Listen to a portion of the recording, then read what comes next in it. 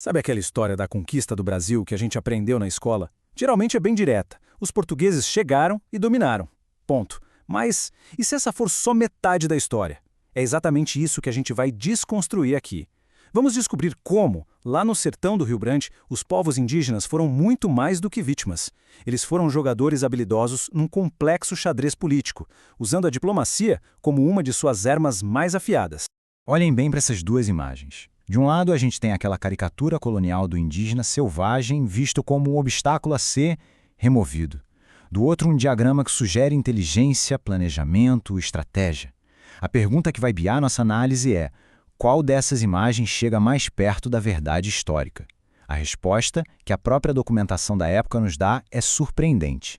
Eles não foram só adversários formidáveis no campo de batalha, não.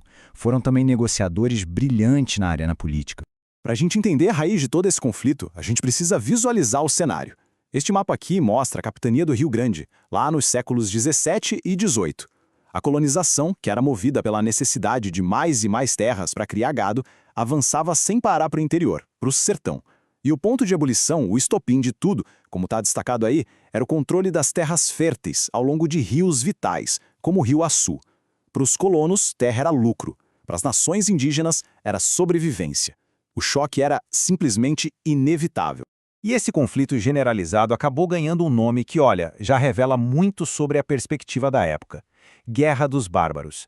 É um termo colonial, claro, mas foi o nome que batizou décadas de confrontos violentíssimos que explodiram a partir de 1680, quando a pressão sobre as terras indígenas ficou insuportável. Esse é o palco de uma das histórias de resistência mais impressionantes do Brasil colonial. E a resposta indígena a essa invasão foi tudo menos passiva. Foi, na verdade, uma resistência militar brilhante. Pode esquecer aquela ideia de submissão fácil. Eles impuseram derrotas humilhantes às tropas coloniais. E como é que eles fizeram isso? A resposta está aqui, nesses 3 pilares. Primeiro, o domínio do território. A Caatinga, com aquela vegetação cheia de espinhos, o terreno árido, era um labirinto mortal para os europeus, mas era um santuário para os guerreiros nativos. Segundo, uma adaptação tecnológica surpreendente. Eles não só aprenderam a usar cavalos e armas de fogo, como se tornaram mestres nisso, virando as armas do inimigo contra ele mesmo. E terceiro, táticas de guerrilha. Ataques relâmpago, emboscadas, desaparecimentos súbitos. Uma estratégia que minava o moral e a logística dos colonizadores. Mas, veja bem, décadas de guerra de atrito cobram um preço. E dos dois lados. E é exatamente aqui que a genialidade estratégica indígena se revela de uma forma ainda mais impressionante. Lideranças como a dos Janduí perceberam que a força bruta tinha um limite. A partir de 1692, eles tomaram uma decisão ousadíssima: trocar as flechas e os mosquetes pela caneta e o papel. Trocar o campo de batalha pela mesa de negociação. Como diz essa frase que é a chave para entender tudo isso? A paz não era rendição, era continuação da resistência por outros meios. Uma jogada de mestre. E o exemplo mais claro, mais emblemático dessa nova estratégia é o Acordo de Paz de 1697, assinado lá em Natal. De um lado da mesa, o rei Peca, líder da poderosa nação Ariú. Do outro, o capitão-mor Bernardo Vieira de Melo, autoridade máxima colonial na região. Oficialmente o objetivo era um só: acabar com a guerra.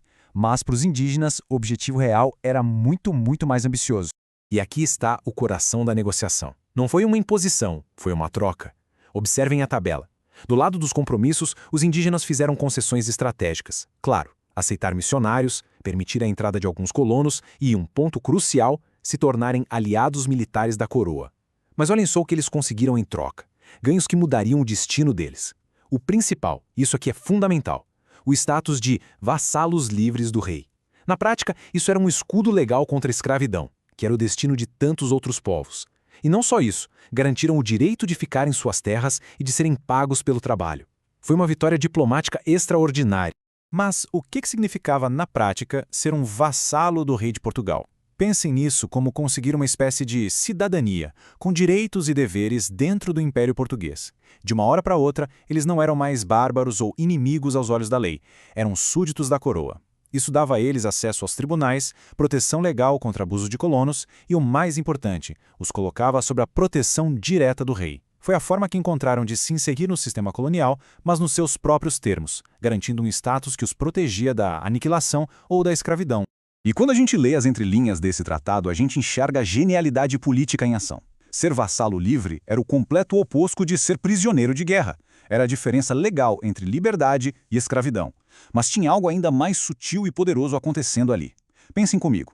Quando um governo senta para assinar um tratado com outro grupo, o que ele está fazendo? Ele está, implicitamente, reconhecendo aquele grupo como uma entidade política legítima, como um igual na mesa de negociação. A coroa portuguesa foi forçada a admitir que os indígenas não eram bandos selvagens, mas sim nações organizadas com líderes capazes de defender seus próprios interesses. E a prova disso está na própria linguagem dos documentos coloniais. Eles usam repetidamente a palavra nação, a nação Janduí, a nação Ariú. E isso não é um termo qualquer, usado ao acaso. É o reconhecimento formal de que se tratava de povos com identidade, com território e com organização política próprios. A coroa não estava pacificando tribos dispersas, estava firmando alianças com nações. Então, vamos resumir essa jornada toda neste fluxograma. Tudo começa com um gatilho, a expansão da pecuária e a briga por terras. Isso leva à primeira estratégia, a resistência armada, a guerra dos bárbaros, que provou que eles não seriam derrotados facilmente. A partir daí, a virada de chave para a segunda estratégia, a negociação diplomática, a guerra travada com palavras e leis. E qual foi o resultado final? Sobrevivência com agência. Eles não apenas sobreviveram, como fizeram isso sendo sujeitos da própria história, garantindo lugar na nova ordem colonial com direitos e status legal que eles mesmos negociaram. É muito importante frisar uma coisa: reconhecer essa agência, essa capacidade de ação indígena, não apaga a violência da colonização de jeito nenhum. Pelo contrário, torna a história mais rica, mais complexa. Mostra que, mesmo diante de uma força avassaladora, houve resistência, inteligência e estratégia. Os povos do sertão não foram meros obstáculos no caminho do progresso colonial. Eles foram protagonistas, arquitetos de seu próprio destino possível. E isso nos deixa com uma pergunta fundamental. Se essa história estava aqui o tempo todo, nos documentos, esperando para ser vista, quantas outras histórias de resistência e diplomacia ainda estão escondidas nas entrelinhas da história do Brasil?